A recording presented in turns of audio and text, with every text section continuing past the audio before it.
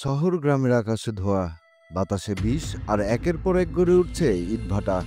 পরিবেশ উপদেষ্টা বললেন বন্ধ হবে সব ভাটা, কিন্তু বাস্তবে সাভার আর ধামরাইয়ে 400-রও বেশি অবৈধ ভাটা চলছে দিব্যি। অভিযান হয়, সংবাদ হয়, তবু ভাটাগুলো থামে না। কিন্তু কেন? 12 জুলাই সাভারে সবুজে বাঁচুক সাভার, নীল আকাশে উড়ুক স্বপ্ন হাজার, এই স্লোগানে পরিবেশ উপদেষ্টা সৈয়দ রেজওয়ানা হাসান ঘোষণা দেন সাভার ও আশপাশে ইটভাটা স্থাপন ও পরিচালনা নিষিদ্ধ করা হবে।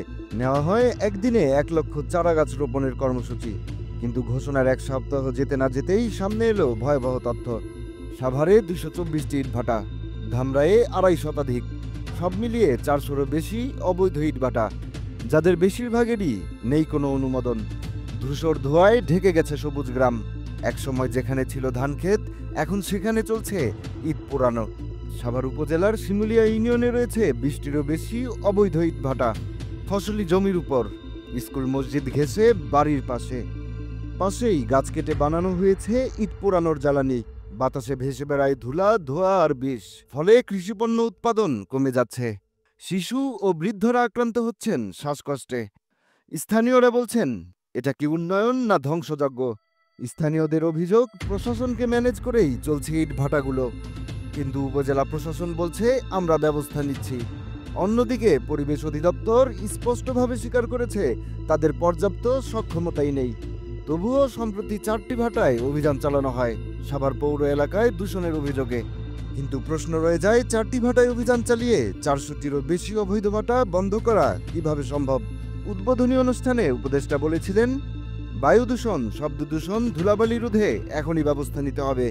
গাছ লাগানো হবে প্রথম ধাপ, কিন্তু সংরক্ষণই আসল কাজ। যদি আমরা প্রকৃতিকে ধ্বংস করি, প্রকৃতিও আমাদের রক্ষা করবে না। তিনি আরও বলেন, পলিথিন ও সিঙ্গেল ইউজ প্লাস্টিক বন্ধ করতে হবে, বর্জ্য পোড়ানো যাবে না, গাড়ির হর্ন বন্ধ করতে হবে। এই বক্তব্য নিছক প্রোগ্রামের বুলি নয়, এটা ছিল প্রকৃতপক্ষেই বাস্তবতার প্রতিচ্ছবি। দর্শক, আপনি যদি সাভারের বাসিন্দা হন, আপনি যদি ধামরায়ে থাকেন, আপনি যদি চান আপনার সন্তান একটা সুস্থ ভবিষ্যৎ পাক, তবে প্রতিবাদ করুন অবৈধ ভাটার বিরুদ্ধে। চিঠি দিন প্রশাসনের কাছে, সামাজিক যোগাযোগ মাধ্যমে পোস্ট করুন, গাছ লাগান, সচেতন হন। কারণ এখন না জাগলে একদিন নিঃশ্বাস নেওয়াটাও মুশকিল হয়ে উঠতে পারে। দর্শক, গাছ শুধু লাগালেই হবে না, গাছ রক্ষা করাও দায়িত্ব। নতুন ঘোষণা যতই আসুক, যদি মাঠে বাস্তবায়ন না হয়, তবে সব কথাই শূন্য বায়ুতে মিলিয়ে যাবে।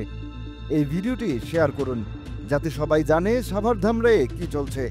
কমেন্টে লিখুন আপনার এলাকাতেও কি চলছে এমন অবৈধ ইটভাটা, আর আপনি কি পদক্ষেপ নিচ্ছেন। দর্শক, আপনি দেখছিলেন দৈনিক শিল্প বাংলা। এমনই সাহসী রিপোর্ট, তথ্যভিত্তিক বিশ্লেষণ এবং জনগণের কণ্ঠস্বর পেতে সাবস্ক্রাইব করুন, আর পাশে থাকা ঘন্টা চিহ্নে ক্লিক করুন এখনই। কেননা পরিবেশ রক্ষা করতে পারলেই ভবিষ্যৎ নিরাপদে থাকবে।